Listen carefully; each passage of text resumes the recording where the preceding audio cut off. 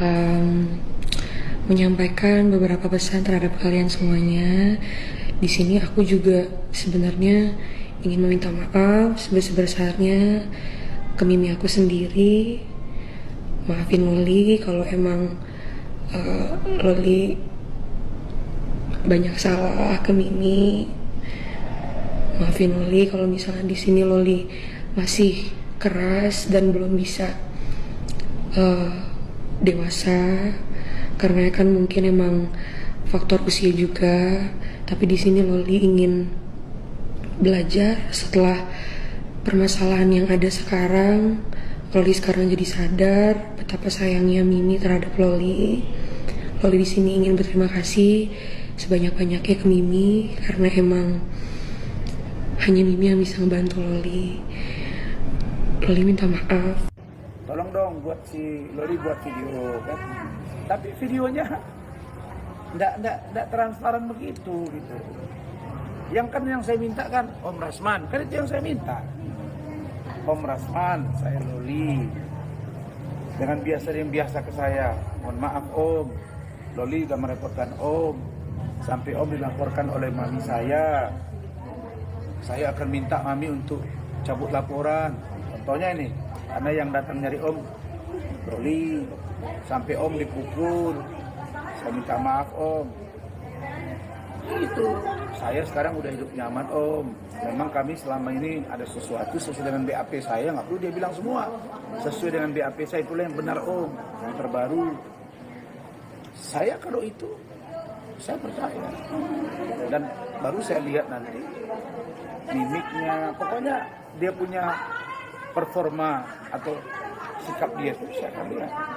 Nah, sepanjang itu betul belum terjawab, kan yang saya bilang Om Rasman, saya begini-gini, kan itu bukan dia video seperti sekilas gitu. Jadi saya takutnya Loli ini nanti nunggu momen aja. Udah deh, gua umur 18 Mei, tunggu aja dulu ngalah gitu ya. Saya mau bilang kepada Loli itu cerdas. Bayangin di UK berani hidup sendiri 2 tahun. Ya. Iya. Saya hampir tiap hari, hampir tiap malam diskusi dengan Bu Ade, diskusi dengan tim hukum saya. Kami memang masih tanda tanya, kok Loli secepat itu ya berubahnya.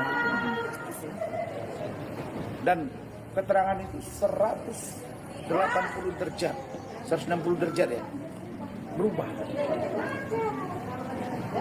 Jadi kenapa sampai berubah? Itu yang tanda tanya. Nah, misalnya dia belanja di mall, foto dengan Fahmi kemarin di restoran, puluhan, biasa aja. Biasa aja, saya lihat gak ada seperti kayak orang yang rindu banget sama aminya, atau aminya rindu banget sama anaknya. Laura itu cerita, uangnya tuh dimasukin semua ke rekeningnya si Martin, keluarga Kang Semir ini, keluarga Binatang. Ada di satu ketika, lo diceritain nggak? Dengar gak yang dia mau minum sama mau makan, tapi tidak dikirim-kirim ke apa sih kalau itu gopek. Akhirnya Laura minum air keran dan makan makanan bekas kemarin. Itu gue bocorin. Kenapa dia gue bilang keluarga binatang? Binatang aja sayang sama anaknya. Tapi ini enggak, ini kayaknya binatang langka.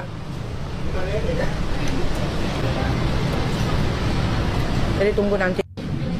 Jadi kalau anak kecil kan nggak mungkin, karena ini udah kebesaran, saya rasa 18. Saya minta nanti imbauan bahwa di usulan ya. Nah, jadi di bawah pelindung ibu itu di bawah 15 yang benar-benar otaknya kayak kemarin yang saya lihat itu pun anaknya masih kecil, jadi mungkin kalau disusupin apa nggak akan berubah. Memang dia cinta begitu loh. Oke, berarti ini kayak rangkuman analisa ya, yang akan dibawa ke komisi berapa bencana? 3 kayaknya. Komisi 3. Saya cuma input kalau dipakai, syukur nggak dipakai, tapi saya rasa udah lebih, mungkin saya untuk undang-undang ini saya nggak begitu menguasai. Cuman saya ini siapa tahu ada kekurangan di situ. Soalnya saya lihat umur 18 itu udah termasuk dewasa, jadi udah bisa memilah-milah, bisa memilih-milih yang mana nih saya gue bela gitu loh. Tapi kalau memang di perlindungan anak ini di bawah 15, di bawah 18, 15 aja itu masih polos. Kalau dia kita aja seperti yang kemarin saya lihat itu pun masih ibu bapaknya berantem, dia tetap besuk. Nah di situ yang si Fadel itu ngenes gitu loh, kok nggak gitu pak gitu loh, itu jadinya ya nggak mesti harus jadi kan, itu kan kalau anak cuma ya usulan aja itu nanti saya kirim pemasukan aja dari upaya gitu. Jadi nah seperti lawyer juga kayak gini kan berantem, jadi Bang Osman untuk kliennya terbengkalai, Bang Rasman juga, walaupun kita masih itu kan kita kan cuma ngebantu nih lagi pada itu ya. Dua-duanya lawyer papan atas, pinter hukum semua, mudah-mudahan cepat selesai gitu. Jadi bisa bantu yang orang-orang yang buta hukum kayak kita gini. Bang Hotman sabar, Bang Rasman sabar. Ya, saya juga udah. Sebetulnya setelah ini pun akan ada laporan lain lagi untuk Kang Semir, karena memang dari pengakuannya Laura sendiri yang dibantu oleh Bude dan Pak D yang sudah saya anggap seperti ibu dan bapak saya. Dengar ceritanya pengakuan Laura yang saya juga dengar bahwasannya bukan hanya soal yang saya laporkan, tapi ada juga kekerasan, ada juga. Gue kalau ngomongin itu tuh gue mau nangis ketika saya mendengarkan cerita anak saya Laura seperti itu. Hati saya tersayat-sayat. Ternyata dia untuk makan saja harus tunggu transferan dari keluarganya Kang Semir, karena segala apapun penghasilannya Laura dari endorse dan lain-lain itu masuk ke rekeningnya Martin. Ya luar biasa, kaget itu aja. Yang lain-lain nanti kalau dia datang aja ditanya. Ada shock juga bang, ya kaget ya bang. Sebagai orang tua sakit juga bang. Lihat hasil. Sakit aja, shock. Jadi bukan sakit shock dia melihat. Jadi suatu hal yang luar biasa yang terjadi terhadap anaknya. Sebagai seorang ibu dia kaget kok sampai seperti ini gitu aja. Yang lain-lain ya saya nggak bisa jelaskan. Kalau ada waktu silakan tanya ke Nikita Mirzani aja langsung. Bang, hari ini proses penyelidikan juga dari pengelola apartemen ini yang saya nggak paham siapa yang dalam proses ini, karena jujur kedatangan saya ada terkait dengan persoalan lain. Cuma karena teman-teman datang, saya jelaskan kalau memang ada kaitannya. Tapi khusus kedatangan saya hari ini tidak ada relevansinya, jadi tidak terkait dengan laporannya Nikita.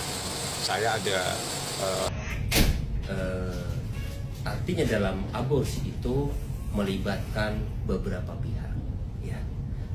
Nah sekarang kan kabarnya Loli sudah mengakuinya, dan kalau memang Loli mengakui adanya aborsi yang telah dilakukan oleh dirinya atas bantuan, atas arahan, atas ajakan atau atas suruhan seseorang, maka bisa dipastikan orang itu akan terlibat di dalamnya, ya kan?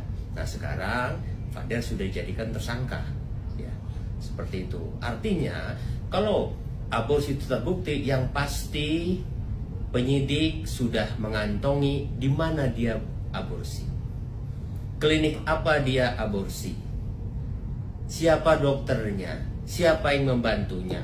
Nah terus dari sisi lain, siapa yang merekomendasikan klinik itu, siapa yang mengantar, siapa yang mengajak, siapa yang membantu Loli ke sana. Artinya orang-orang ini bisa dipastikan akan dipanggil oleh penyidik.